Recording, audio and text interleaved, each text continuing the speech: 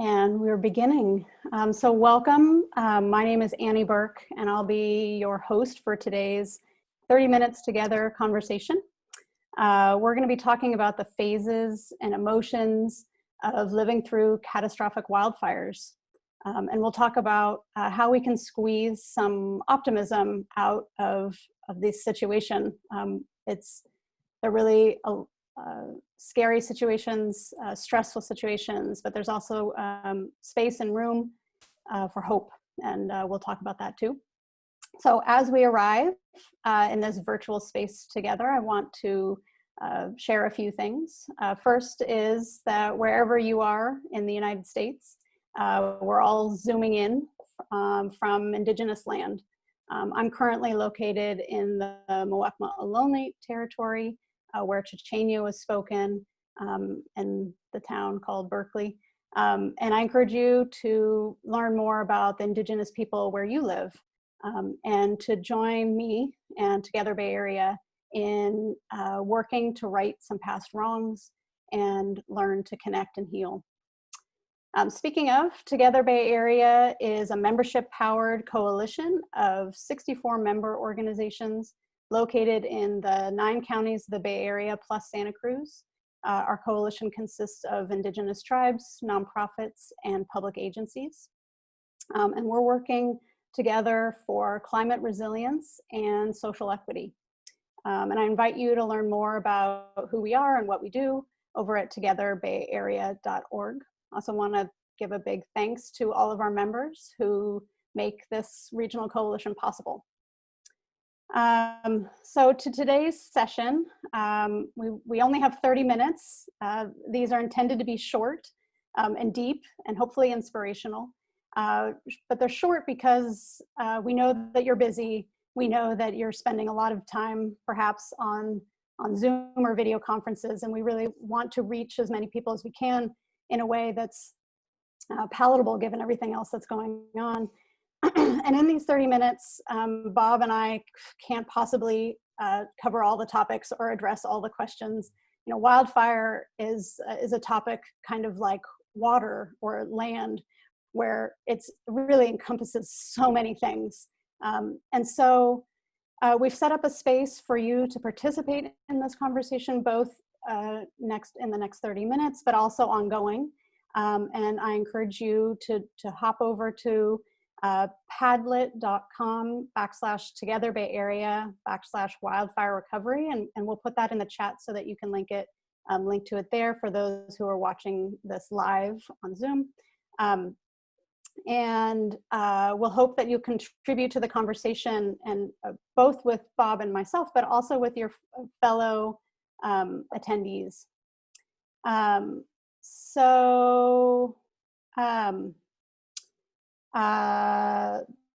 There's really an important, this is an important time. There's a lot going on in our world, and the opportunities to connect are few and far between. And that's one of the things that Together Bay Area really wants to help do, is create that space for conversation. So I hope that you'll join that conversation.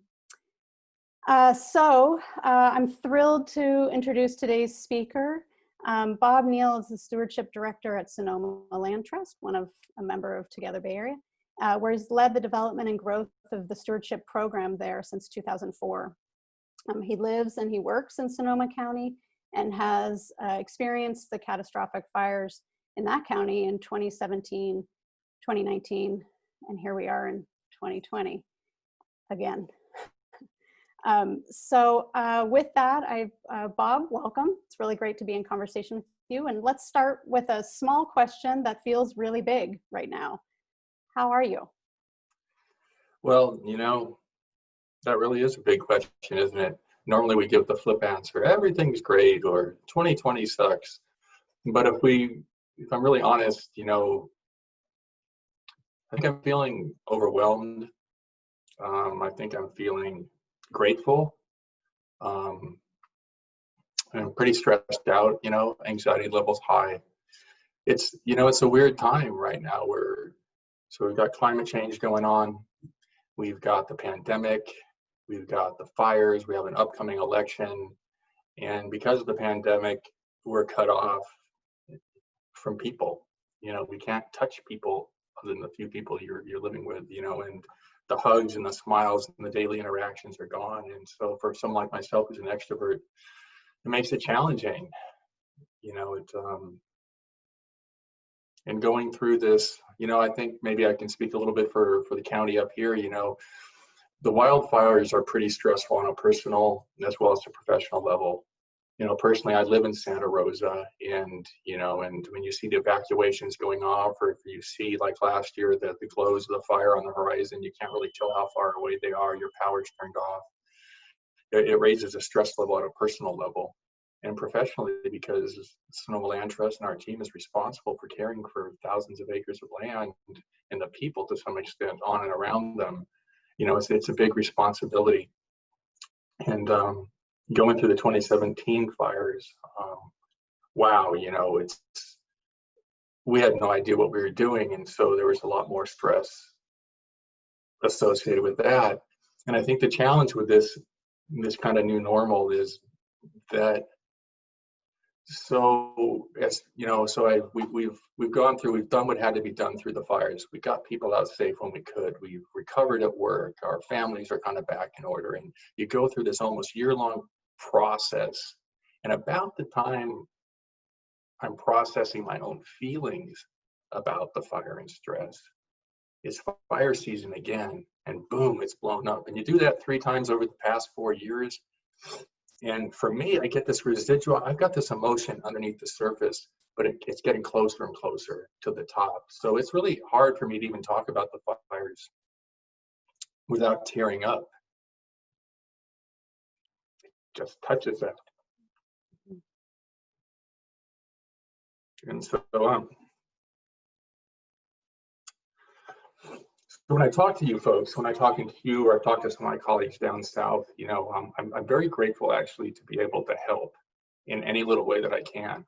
But gosh, I was talking to Dan down at Post the other day, and that's my old stomping grounds, and it's pretty traumatic because it's not just the people involved, but it's the land we love, and it's hard to remember,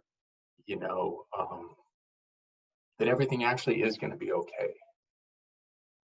And our landscapes have grown up with fire, and they're going to be okay.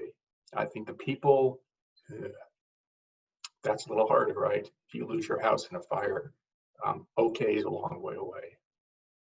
So, but we have to maintain optimism, because we are the caretakers for our people, for our communities, for our families, and for the land itself. And if we lose all hope and optimism, then it's really hard then to function and be alive. So that's kind of where I'm at, and it wavers, like I think so many people, and I've heard it in the voices, and I see it in the faces that I can see around the masks. It's we're all working together, and so doing the best we can, and I know that I can count on the people out there, and I'm going to do the best I can. Thank you for sharing that, Bob. It's how are you is really a huge question, and I really appreciate you making yourself vulnerable in this moment to acknowledge all the different layers of it.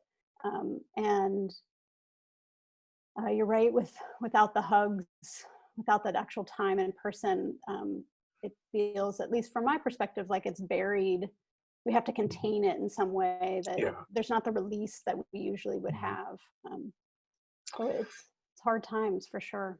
I want to share one quick little story about that from 2017, and I hope Shannon forgives me because I forget the names of things. But one thing that happened in 2017, while the fires were still going on, we planned a big annual event of some kind for the Land Trust, and we thought, well, we can't go forward without the fires aren't even out. We don't even have access to our land. But we decided to move ahead, and we kind of tweaked the event a little bit and I think we called it the Heart of the Land. And to be frank, I wasn't a big fan of it because I thought it was too soon, but I was wrong. And we brought together the community into a kind of into a big room, and we invited our members in the community to come together. There's a lot of questions about how the fires were affecting the lands that the Land Trust had and the land they loved. And we brought the community together in a room. and a few of us spoke, and it was just it was a tear fest, you know what I mean? Because it was ongoing. There were people in the audience that had lost their homes, and they were showing up to this community event. But it was cathartic, and it was healing, and it brought people together. And I think land trusts in some of our organizations can play that role. And I don't know how we play that role now when we can't get together. But Annie, thank you for putting this on, and thank you Together Bay Area, because I think that's what we can do. We can share the story and the emotion because we have to, and we can play that role, and we can be brave, and we can acknowledge that we're people as well as professionals. And I think that'll really, it gets that healing process going, and that we need that healing process to have long-term resilience as people and communities. Absolutely. Yeah, the catharsis is so important. I think about that one, and how do we create catharsis in the COVID era? So I'm curious, let's talk about phases. As we know that people are listening right now, and will later, up to the recorded version of this, who have evacuated or lost their homes, or have been hand in hand with CAL FIRE, or are not any of those things, but are breathing the smoke and have still the stress or the fight or flight, feelings that are happening. Can you tell us, kind of from your experience looking back at, say, let's 2017 or 2019 fires, kind of what the phases are? How, kind of what happened, like, the fires right now in the Bay Area are being contained, or are hopefully on the downslope in terms of their burning. What happens next? I don't know. What can people expect and look forward to? Well, yeah, that's a great question. I think there's kind of two sides of that answer. One is, as people, in our response to things like this is one answer. You know what I mean? And I think it's kind of the 5 stages of grief kind of thing, because there's a lot of grief and loss associated with what we're going through.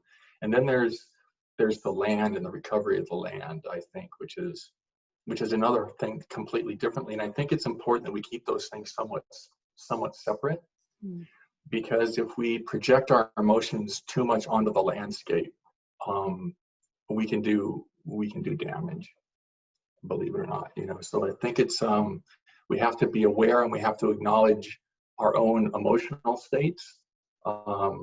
We got to get through it, is my experience. You get through it, and then you process it, and hopefully then you learn from that, both as human beings but also as organizations and communities, and are able to apply that knowledge moving forward. Because I think one of the critical things to understand, and I think we're kind of all getting that picture now, is this is probably not a rare event anymore.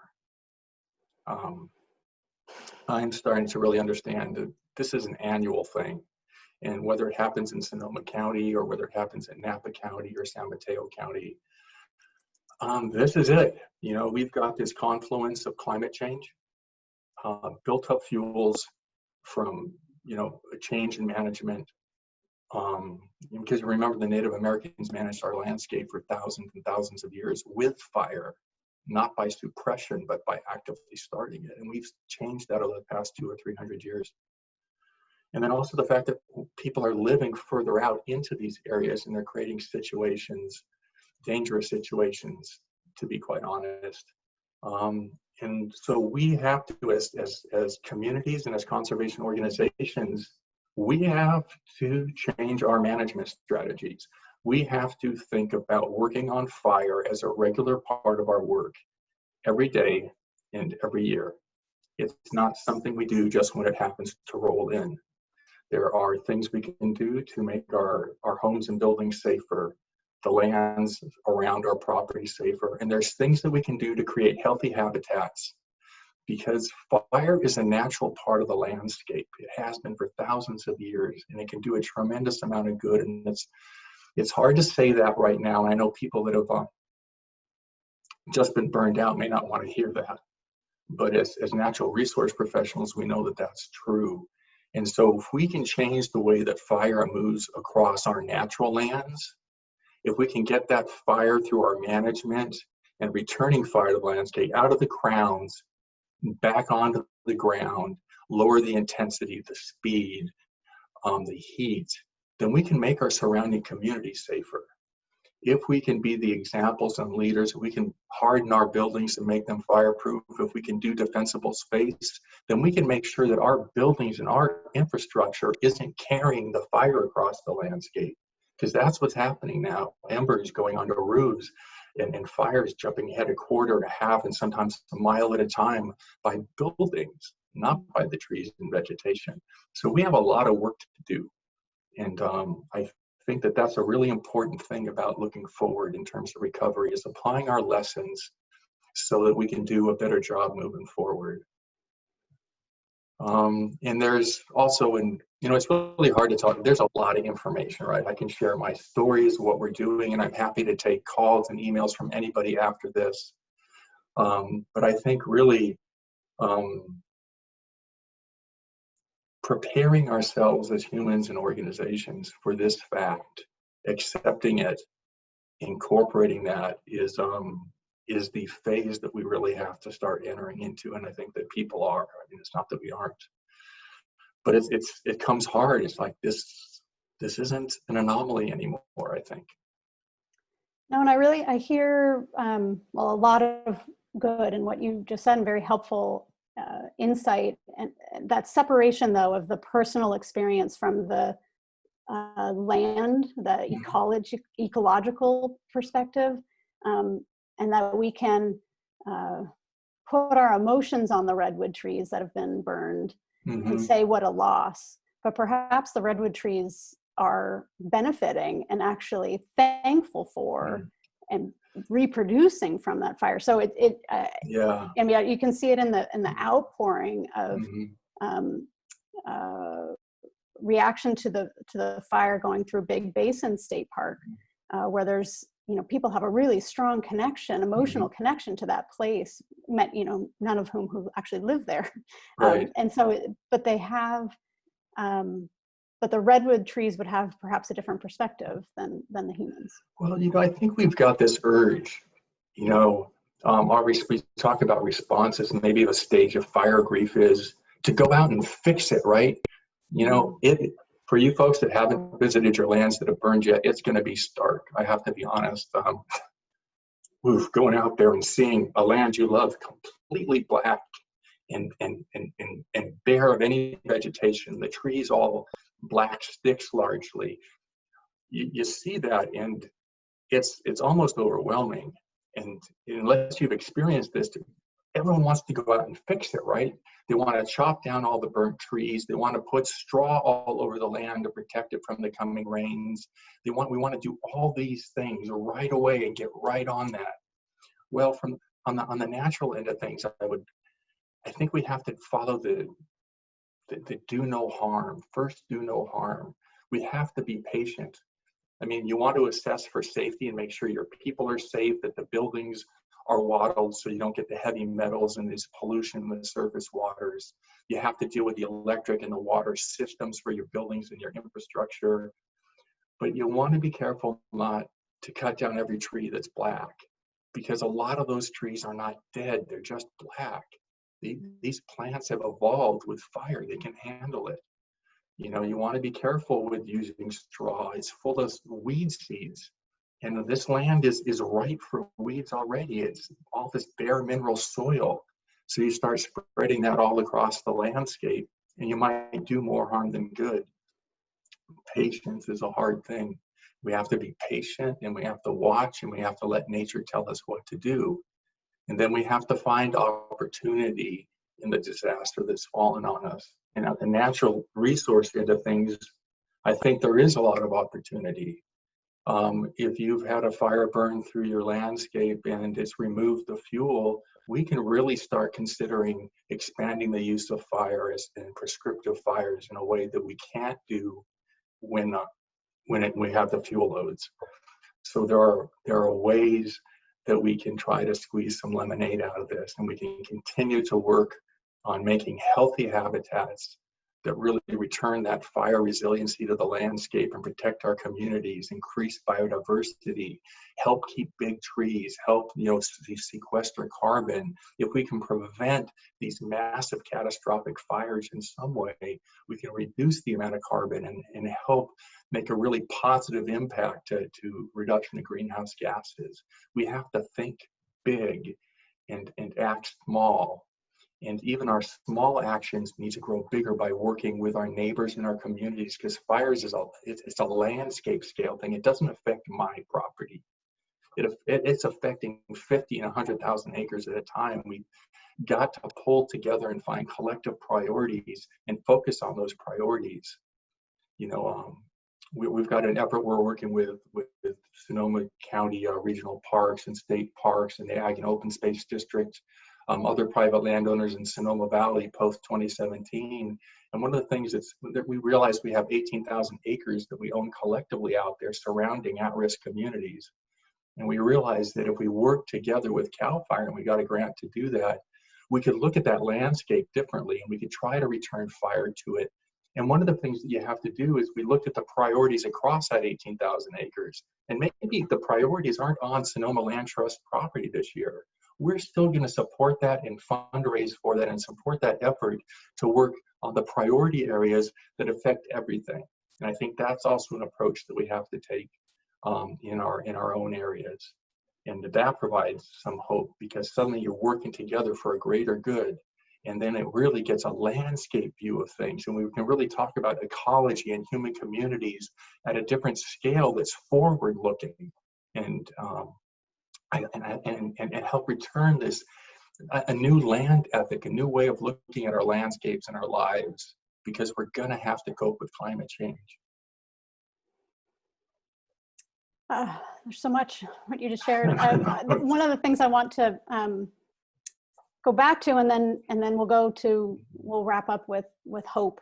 But to go back to the impulse to do something, to fix something. And I'm curious, I hear from you that you say, take a pause, just, and that to do no harm. And I'm curious to hear from you what that pause really means. Like, what did that look like? And how do you work with your team to make that an organizational, to give permission, I guess, and space for the mourning that you're suggesting we need to hang out with for a little bit? Well, I think, that's a really good question. So the mourning is a short period of time in a lot of our natural landscapes. The fires hit us in 2017 and last year in October, those wind-driven fires, we got rain not too far after that. And after the first sprinklings of rain, you see stump sprouting from these fire resilient plants, you know what I mean? And so it starts to turn green right away. And so you can get some hope from the landscape pretty quickly. And we started taking folks out for walks pretty soon, as soon as it was safe to. And I think it was hopeful seeing green leaves amongst the brown and seeing grass return in the spring and things like that. I think the most important way that we handled, that question, Annie, was that focus on assessment. Get out there as soon as you can, document the damage to your infrastructure, and get on that. You have to. That's something you can act fairly quickly on. But document the landscape, walk across it, see the change, see what's been revealed. Bring experts out with you. That's what we did. I mean, we have really smart, educated people working at Sonoma Land Trust, but we still reached out to biologists and fire ecologists, folks at the RCD and the NRCS, people in the academic community, botanists that we sent out to look for fire followers to reevaluate the landscape. Because in the assessment process, you can document what the true damage might be, but then you can also ask yourselves the questions, well, what do we want to do differently next time? How do we want to manage our lands differently And so we, as a part of that long process, because we haven't recovered from the 2017 fire, recovery is a long thing. We're still trying to get some in Sonoma County. They still haven't rebuilt the houses. You know what I mean? And so we've tried to develop the land trust kind of a structure for this based on, on planning. Let's plan for fire, and let's work with our neighbors and the agencies in the community to plan for fire at the big scale and at the preserve level. And then let's do those preventative activities. Let's do the building hardening and the distancing, the fuel reduction, and let's plan for healthier forests. Let's get funding. Let's do vegetation management plans to promote good habitat. And then how do we respond? Let's get our plans in place as an organization, as a community, how to respond when fire comes so that it's safer and it makes less of an impact on our lives. And I'm really proud of Sonoma County and the way that we've come together. And if you look at 2017 to this year, in the ways that the county has led the way, and CAL FIRE and the agencies, we evacuate sooner, we evacuate in a more orderly fashion. The community has their go bags. No one even talked about a go bag 2 years ago. Everyone's got their go bags. They know what they're gonna do.